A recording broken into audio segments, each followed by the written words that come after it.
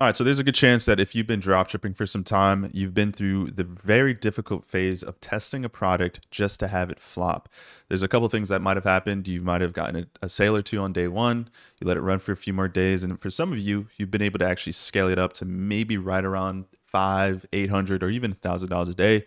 But it won't be long before that starts to be unprofitable. So I want to show you guys how I took this brand new store with a brand new product and scaled it pretty quickly and got it out of the testing phase and do right around $30,000 in just 1 week, simply by following a simple 4-step routine that everyone should be doing when they're testing a new product. All right, so it kind of comes down to these 4 important pillars here. You need to have obviously a good product, a good offer, good ads, and a good campaign structure. So if you're not testing your ads properly, none of this will make any sense. So the first thought off, we want to break down what a good product looks like. So for most dropshippers, they make this fatal mistake when selecting a product.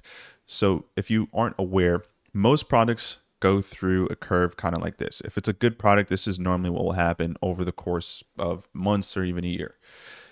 Good products like this, what will end up happening is it will start to ascend.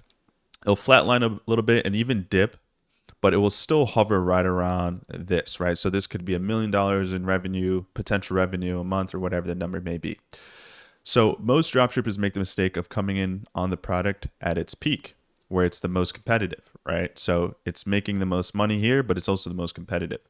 The goal in finding a good product is finding it on the rise. You don't want to find it in the beginning, right? Because a lot of people tell you, well, if you're the first to a product, you'll make the most money. That is true, but it's also the hardest and the most risk is at the beginning of trying to pull a product onto Facebook and try to make it work. So a lot of dropshippers, they'll go to Calidata or TikTok, rip a video, bring it over to Facebook and try to be the first one to do that. And that's why a lot of times you'll get some initial sales and then it will drop off and not fully scale for you because there's some low-hanging fruit that can come from that. But as far as a validated product that's been proven to sell to the users on Facebook, there's no data to back that. And very rarely are you the first to bring a new product to Meta and be able to really scale that. So what you really want to do is you don't want to be at the pinnacle here, obviously. You also don't want to be at the bottom. So you want to be right in the middle here as the product is ascending and becoming more viral.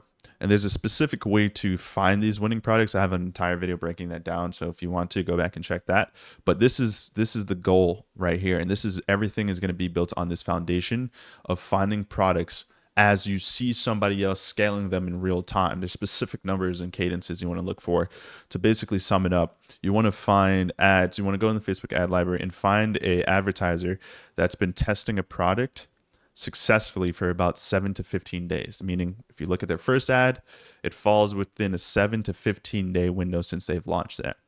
And another thing too is that they should be launching new ads in their ad library every couple of days, right? Like every 2 to 3 days, actually 2 to 4 days, there should be some new ads. That is a good sign that that person is scaling. There also shouldn't be more than 75% of their ads turned off. Okay, so if they're turning off a ton of ads, that means they haven't cracked the code on their angle yet, and you don't want to take that risk. But for more in-depth detail, you can definitely go ahead and check that video out on my channel. So assuming you have a good product and you know this product is validated, you saw someone else scale it and you use the same strategy I use, then the next thing is creating a good offer. And this is where a lot of people drop off. I am so sick and tired of seeing these offers that are like, buy one at the normal price of $29.99, but if you buy two, you'll get 20% off. And that's their offer, basically. Or for some people, they don't even do that. They don't do like quantity incentives where you spend more, you save more, right? So here's an example here. So you got a store here, right? They're selling this hair loss serum. Good product. I think this is way too late to hop on if you're looking for a product to sell, but good product, right? But they're just literally just saying, hey, if you buy one, you get one free. You buy two, you get two free. You buy three, you get three free. And that's their offer. Not inherently bad. That's better than just say, hey, you buy one and that's it. But this is one way you can do this. But then there's this way, right? So same exact product from a brand that I know is profitable and doing really well. They have a couple of different things to pay close attention to. For one, they have a subscribe and save feature. So if you subscribe and save, you get 10% off, incentivizing people to not only pay once, but keep paying you more. They also have this bundle here where it's like, hey, not only do you get three for free if you buy three, but you also get a rosemary shampoo as well. And ultimately speaking, I think this is a solid offer. This is good to go. But even better, if you go to add one of these to your cart, you get upsold again to that same rosemary shampoo. And so this is more of the type of offer I kind of would run. And when you talk about running ads profitably, a lot of you guys aren't able to be profitable because you're really not doing the best at squeezing every sale you can get out of your target audience. One of the good rules of thumbs to follow is, let's say you're hypothetically selling something for $29.99, like that hair growth serum. On average, you're shooting for about a 1.5 to 2x average order value. Okay. So you really should be pushing right around like $45 to $60 should be your average order value. And the way to do that is creating complementary bundles. You want people to not just buy that one product, but add additional products that align with the main product that they're buying. So it makes sense that they're actually incentivized to buy more, right? So taking a look at this, I don't really have an incentive to buy more. Yes, I can save money, right? But realistically speaking, this is a hair growth serum, right? So this is one of those things where it's like, I only really should only need a couple of months of this. So I don't really need to buy 6 orders of this because it really should last me for about 2 to 3 months. That's kind of what they're saying in their marketing. Visible results in 4 weeks. So you got to pair it up with some additional stuff like this brand here is doing with the rosemary shampoo. I really like that. All right, so another lame example of this, right? You have this brand here selling an L-carnitine. You can see here, it's literally just buy one, get one free, buy two, get one free. Like, this is so lazy. They at least have the subscribe and save, but this sucks in my honest opinion. Then you have a brand like this that's selling a dog seat cover. Not only are they selling the dog seat cover, but you also get 2 dog belt seats. You get a foldable water bottle, and then a 90-day claw and tear protection plan, right? Throw something in like that. Right. And then you also have additional upsells and stuff like that, which I think is smart. But you see how they're creating complementary offers, right? So not only do you feel incentivized to buy this, you as a customer is going to logically say, well, I'm buying the car seat cover. I might as well get the dog seat belts to make sure that I put this up properly in my car. And I might as well get the foldable water bottle as well. Right. So it just makes sense to have additional complementary items. And a lot of people don't do this. And this is where a lot of money is falling. Now, for me personally, the easiest way to set this all up is using a tool called Rappi. They make it so easy to create bundles. And one of my favorite features that I've been really using a lot more is this A/B split test. So if you're someone running ads to your page, it makes sense to create a couple different offers and split test them to see which one will drive more conversions. A lot of you guys have actually great products and great ads, but you're not converting at the rate you should be simply because you didn't create a good enough offer. You won't know unless you split test it. It's super easy to use it. You pick the product that you want, you create a headline, and then you can pick from a couple different templates that they offer. Another feature that they recently added that I've been using, and I've literally seen a 1% increase overall to my conversion rate, is this thing called live social proof. So you see at the bottom here, it says how many people are viewing this product. This adds more social proof to your website and makes it seem like it's legitimate and there's demand. It's this crazy thing with consumer psychology where if we feel like a product is in demand, we feel more trustworthy and more likely to actually buy because other people are buying it. No one wants to be the first to a store and buy something knowing full well that there's a chance they might get scammed. But you can add something like this to your store automatically and it's randomized so it looks and feels way more realistic. Highly recommend checking them out. You can also create upsells, add free gifts. Something I like to do as well is create ebooks for a lot of the products I'm selling, especially if it's like a supplement or something. And you can quickly add it in as a free gift here. And it incentivizes people to just spend more money, which is the name of the game. And then for those of you selling some type of skincare, supplement, or something like that, I highly recommend you turn on the subscribe and save feature that's automatically built into Rappi. You do need another app to partner with this, but it integrates with pretty much any subscription app like Recharge, for example.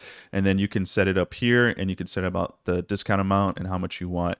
And this is really great because if you can get a customer to come back month over month to keep spending money on you, it's going to be so much easier to stay profitable with ads. On this store here, you can see that I made an additional $13,000 in 1 month just using Rappi. That's free money that I wouldn't have otherwise made. So this obviously makes it easier to stay profitable. So I'll leave a link in the description if you guys want to sign up with Rappi. You can save some money as well. Highly recommend you use something like this because the name of the game is creating good offers. So with the goal of increasing that AOV and getting people to spend more money, we now have to obviously talk about creating good ads.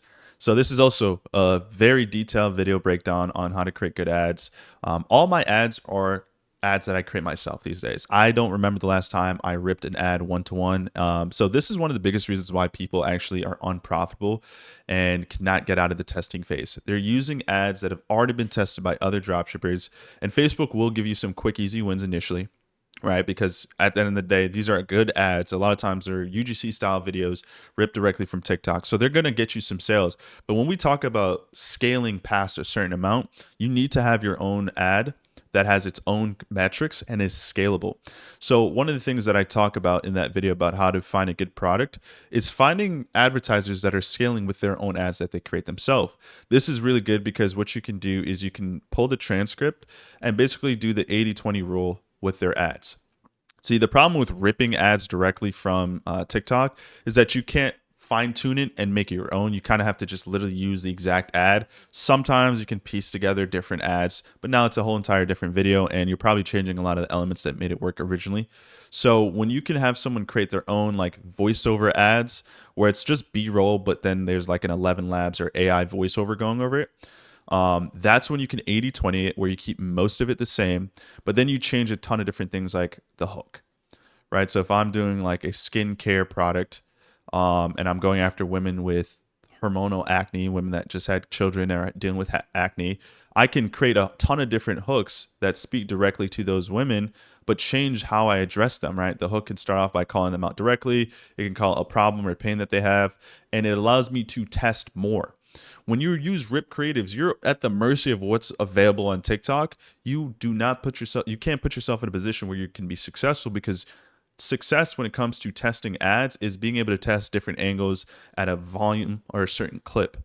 And I also have a training on how I test ads. To briefly go over that, I use this strategy called the brick house strategy, right?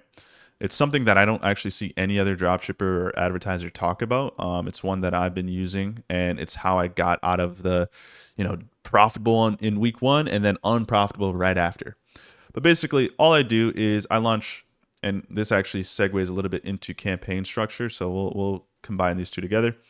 I launch one campaign at $100 a day. Yes, $100. If you can't comfortably spend this type of money on dropshipping, you probably shouldn't be doing it. And then the ad set, I just create one ad set. This is a CBO campaign, by the way, right? So we set the targeting at the campaign level, not the ad set level. And then this is one ad set, US targeting.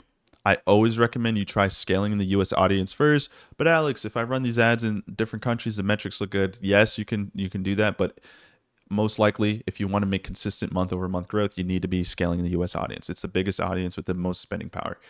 So one ad set, and then if it's a video ad, I'll throw 5 video creatives under that. And there's going to be different variations to this, right? There's going to be different hooks, maybe even speaking to different people if you don't know an angle yet. And then what I'm going to do is I'm going to let this run for a few days. And then let's just assume everything is perfect and it's profitable. I'm not going to start increasing the budget quite yet. I'm going to create another campaign, brand new campaign. And whatever ad got most of the spend and is profitable, let's say this is 2.5 ROAS or whatever, and these other ones are maybe 1.7. Maybe this is a 2. Maybe this didn't get any spend whatsoever, so it's just nothing. And this also didn't get any spend. I'm not going to turn off the ad I'm just going to leave everything the same. I'm just going to create a new campaign. And this ad here that got the best ROAS, I'm going to go create 5 more ads that are very similar to that. I'm going to use the same video clip that I used in the hook, right? Because most of the time it's the hook, guys, right? Like you need a good hook to make sure your videos do well. So assuming that I have a good hook and the hook rate is above 25%, closer to 50%, then I'm going to create 5 more ads just like that one. And I'm going to leave this also at $100 a day. One ad set, US targeting. I do not touch the interest. I don't care if I'm selling a woman's bra.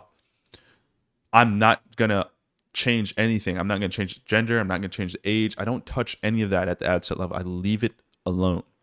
You don't need to. If you're creating good videos, it's going, like, Facebook will know who to show it to. I promise you, they're smarter than you and I. So all you got to focus on is just creating good creatives. I have a strategy on how to do that with AI. It's really simple. And then what you do is you let this run as well. This is also running simultaneously. So you're running 2 campaigns at the same time, both at $100 a day. Then what should happen is, once again, Maybe this will be at a 1.4. Maybe this won't spend. Maybe this also won't spend. Maybe this one's at a 1.9 break-even ROAS, and then this one's at a 3. So then I'm going to, again, create another campaign with this exact ad as the strategy. I'm going to recreate it again to some degree, right? Like either the hook or the structure, the target audience, something. And I'm going to create 5 more. And then once all 3 of these are kind of going and they're all profitable, I'm just going to start increasing the budget slowly, right? Like 20 to 30%, sometimes even half the budget. So I might scale campaign 1 to 150 a day. But I'm not going to scale these other ones yet. I'm going to leave them at $100 a day each until this gets to right around like $300 a day and it's still profitable. Once this is at $300 a day and it's still profitable, then I'll start scaling this one. 150 a day. And then once this is at 300, then I'll scale this one, right? And you do it one at a time. You're building a brick layer of foundational ads creatives, because here's the thing, ad fatigue happens quickly. That's another reason why a lot of you guys burn out quick, is because you'll have one campaign with 5 ads in it, and then you'll just put all your spend in that one campaign. It won't be long before that burns out. So you want to build a foundation. You want to know exactly what ad angle is working, what creatives is working, what hook, what clips, and you want to have multiple campaigns running at the same time that are all profitable for you, and then you slowly scale them up. Because what can happen is as you start to scale one of these campaigns up, it stops being profitable. But that's fine because you have another campaign. You can turn this one off, scale this one up, and if that's also unprofitable at a certain amount, that means you need to look at the other campaign and see, is this still profitable? If so, I got to go back to the drawing board and launch new creatives. The biggest thing that I can tell you guys is that before you can start doing $1,000, $2,000 a day, you need to have at least 3 good creatives that are profitable for you. Right? They have to be good. They have to be like very similar, obviously, because you want the pixel to optimize to speak to a certain type of person.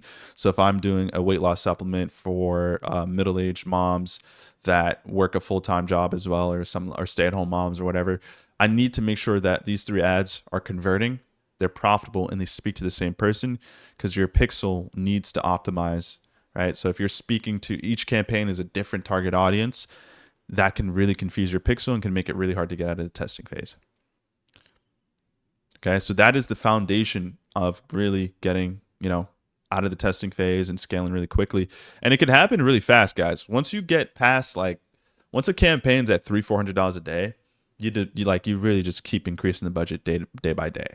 Like I'll increase it like $100 every single day from that point on. And some things to not do. Do not ever, if the entire campaign is at a certain ROAS, do not turn off the ads, the individual ads, even if they're spending and not profitable, right? So here's what I mean by that. Let's say campaign 3 within a week, just use this as an example. Let's say in a week, campaign 3 spent $700 and you have an ad set, right? And it has 5 ads. Let's say the overall campaign is like a 2.1 ROAS, right? That's amazing. But in that ROAS, you might notice that one of the ads is actually carrying at like a 5, and everything else is like a 1.7, a 1.8, maybe even a 1.4, and this one might be like a 2. And it averages, I know for a fact this probably doesn't average it out to this amount, but let's say it averages, all the ads together average out to this. So you might say, oh, you know what? I'm going to just turn off this ad. Literally making any type of adjustment or tweaking your ads, especially when they're still in the testing phase and they didn't get the 50 conversions in 7 days, literally can break everything. That's another thing that I noticed. A lot of you guys cannot get out of the testing phase because you keep touching things too quickly and you don't let things run. And unfortunately, Facebook ads can get very uncomfortable when you're spending money every single day and your ads are running, and some ads are profitable, some ads are not. You want to tweak and touch things, and it makes logical sense. Let me turn off the ad that isn't making me money and keep the ad that is. But what you don't understand is, one, these ads being under the same ad set and under the same campaign actually work together. So yes, this ad might be at a 1.4 ROAS, but it could be the very reason why this one's actually at a 5. Because people are seeing this one, maybe this is more suited for your top of funnel audience. And then this one might be better for the middle of funnel audience, the people that actually are kind of warmer. So you adjusting any of the ads within this campaign could actually be hurting the ad that is doing well for you. And I know for a fact, a lot of you guys have done this, right? You've launched a campaign, maybe you throw 5 ads in there, and Facebook is spending all the money on this ad that's at a 1.4 ROAS. But then it spent like maybe it spent like $70 on this ad, but it spent only $4 on this ad, or like $5. Let's say it spent like, or actually $8 on this ad, and it's at like a 9 ROAS.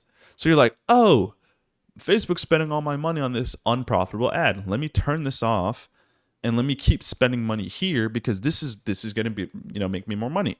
And then what will happen is that Facebook will start allocating the budget to this one, and then it stops being this profitable, and then it'll end up being right around a 1.3 ROAS. It's actually worse than the one that Facebook's testing. That happens because, once again, like I just mentioned, these 5 ads work together. That's why they always recommend launching multiple ads in a campaign. If you're launching ads and you're only putting 2-3 ads in a campaign, you need to create more creatives. It should be a minimum of 5, no more than 10, right? Because there is such thing as diminishing return. If you get like 10 ads in a creative, then 10 ads in an ad set, then Facebook won't even test like half of them. So now you're just wasting your creatives. So I recommend 5 video ads in one ad set. So they actually work together, right? So a lot of times your audience that, Facebook's showing these ads to, they might see this ad first, and then, maybe they don't look to buy on the first ad. They might even visit your page, but then Facebook will retarget them with this ad, and that's why it's at a 5 ROAS. That's why you don't touch it. If the overall campaign is profitable, just leave it alone. Don't touch anything. Don't add new ads into that campaign. If you're going to add new ads, just create a new campaign. Leave them how it is. Because anything you do, you turn off ads, you add new ads, it throws it out of learning phase and it resets, and it can break your campaign. It makes it harder to get out. Stop touching shit, right? Just let things run. Some other quick fire questions you might be asking. How long do you let ads run for before you kill them? Biggest thing too is this, right? You want to check your metrics. If your ad is doing good with these metrics, you don't touch anything. If your CTR on your video ad is 2% or higher, don't touch it. If your CPM is less than $50, don't touch it. Okay? That's a dollar sign. My drawing is horrible. If your CPCs are less than $1.50, don't touch it, right? And if all 3 of these things are true, greater than 2% CTR, less than $50 CPM, and less than $1.50 CPC, don't touch stuff. If you're also getting add to carts, and people are interested in buying, right? They're adding to cart, and the add to carts are cheap. They're like a quarter of your acquisition, your break-even CPA. Then don't touch it. Okay, leave it for like 3 to 4 days. Let things go for 3 to 4 days. If you don't get a sale within 3 to 4 days and your metrics look good, then I would turn things off. If you get a sale within that time and the metrics look good but you're still unprofitable, let it run for another couple of days. Let it run for 5 to 7 days. One of my campaigns and one of my brands right now, the first week I was break even or losing money pretty much every day. There was only one day of true profitability, and I think I made $4 in profit that day. But I kept going because the add to carts were really good. All the ad metrics look really good. And sometimes it just takes a little longer, right? Stop adjusting and touching. And if you can't comfortably spend the money, you shouldn't be doing dropshipping, right? You should be able to easily spend $100 a day and be okay with that, and see ads kind of lose money initially with the anticipation of them coming back around and being super profitable for you. I tell people this story all the time. I spent 6 months of doing dropshipping, and I lost a ton of money in those six months. And in literally 1 week, actually about 2.5 weeks, I made all my money back that I lost in dropshipping in 2.5 weeks. 6 months of losing money, right? And I was very strategic about it, so I didn't lose that much money, but I did lose money in 6 months. And in 2.5 weeks, I made all that money back. It's called playing the long game. It's called being patient. And as long as there's good indications like buying intent, people are looking to, adding to cart, ad metrics look good, boom, keep doing what you're doing.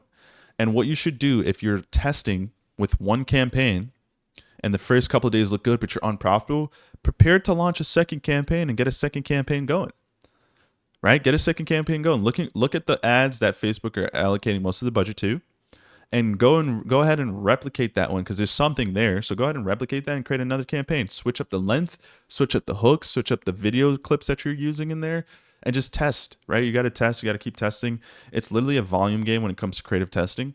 And as long as these other things are good right here, you have a good product that you found someone scaling in real time, you have a good offer that's not just a, hey, you buy two, you get 20% off. No, like you actually have AOV bundling. You are using the Rappi app to make sure you have all the metrics that you need. Your ads are actually good, meaning you saw what your competitor was doing and you slightly 80-20'd it.